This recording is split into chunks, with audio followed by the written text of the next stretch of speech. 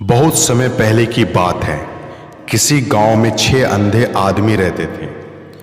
एक दिन गांव वालों ने उन्हें बताया, आज गांव में हाथी आया है। उन्होंने आज तक बस हाथियों के बारे में सुना था, पर कभी छूकर महसूस नहीं किया था। उन्होंने यह निश्चय किया, भले ही हम हाथी को देख नहीं सकते, पर आज हम सब चलकर उसे महसूस तो कर ही सकते हैं। और फिर वे सब उस जगह की तरफ बढ़ चले जहां हाथी आया हुआ था। सभी ने हाथी को छूना शुरू किया। पहले व्यक्ति ने हाथी का पैर छूते हुए कहा, मैं समझ गया, हाथी एक खंभे की तरह होता है। दूसरे व्यक्ति ने पूंछ पकड़ते हुए कहा, अरे नहीं, हाथी तो रस्सी की तरह होता है। तीसरे व्यक्ति ने सूंड पकड़ते हुए कहा, मैं बताता हूं, ये तो पेड़ की तने की तरह है। चौथे व्यक्ति ने कान को छूते हुए सभी को समझाया, तुम लोग क्या बात कर रहे हो, हाथी एक बड़े हाथ के पंखे की तरह होता है। पांचवें व्यक्ति ने पेट पर हाथ रखते हुए कहा, नहीं नहीं, ये तो एक दीवार की तरह है।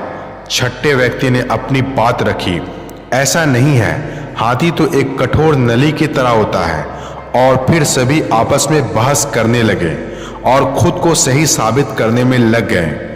उनकी बहस तेज होती गई और ऐसा लगने लगा मानो वो आपस में लड़ ही पड़ेंगे। तभी वहां से एक बुद्धिमान व्यक्ति गुजर रहा था। वह रुका और उनसे पूछा, क्या बात है, तुम सब आपस में झगड़ क्यों रहे हो?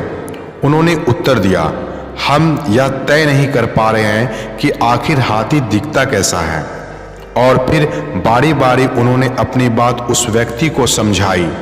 बुद्धिमान व्यक्ति ने सभी की बात शांति से सुनी और बोला, तुम सब अपनी अपनी जगह सही हो। तुम्हारे वर्णन में अंतर इसलिए है क्योंकि तुम सबने हाथी के अलग अलग भाग छुए हैं, पर देखा जाए तो तुम लोगों ने जो कुछ भी बताया है वे सभी बातें हाथी के वर्णन के लिए सही बैठती है। सभी ने एक साथ उत्तर दिया, अच्छा ऐसा है। उसके बाद कोई विवाद नहीं हुआ और सभी खुश हो गए कि वे सब सच कह रहे थे। इसी तरह डायरेक्ट सेलिंग बिजनेस के बारे में भी लोग तरह तरह की बातें करते हैं। वो थोड़ी देर के लिए इसके संपर्क में आते हैं, कुछ देर रहते हैं और फिर बातें करने लगते हैं। कुछ लोग कहते हैं यह घर घर जाकर प्रोडक्ट बेचने का काम है, तो कुछ लोग कहते हैं कि इसमें कोर्स खरीदने, मीटिंग और सेमिनार अटेंड करने में ही आदमी बर्बाद हो जाता है।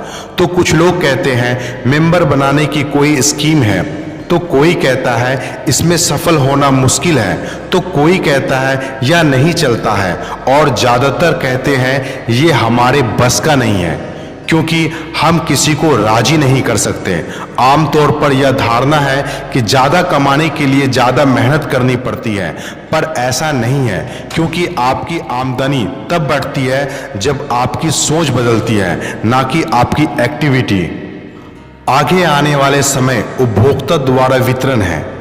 आने वाले दिनों में डायरेक्ट सेलिंग बिजनेस करने का एक शक्तिशाली माध्यम बनने वाला है और बन रहा है। यह डायरेक्ट सेलिंग बिजनेस आर्थिक और सामाजिक स्तर पर बड़े परिवर्तन लाने वाला है। बस जरूरी है इसकी शक्ति को समझने की। यह शुरुआत में ही स्पष्ट कर देना जरूरी है कि डायरेक्ट सेलिंग बिजनेस सिंपल है बट इजी नहीं। इसीलिए कईयों को यह भ्रम रहता है कि वे डायरेक्ट सेलिंग बिजनेस के बारे में सब कुछ जानते हैं और समझते हैं, और यह आसान नहीं है क्योंकि बार बार पेशेंस के साथ कोशिश करते रहना सबकी बस की बात नहीं है।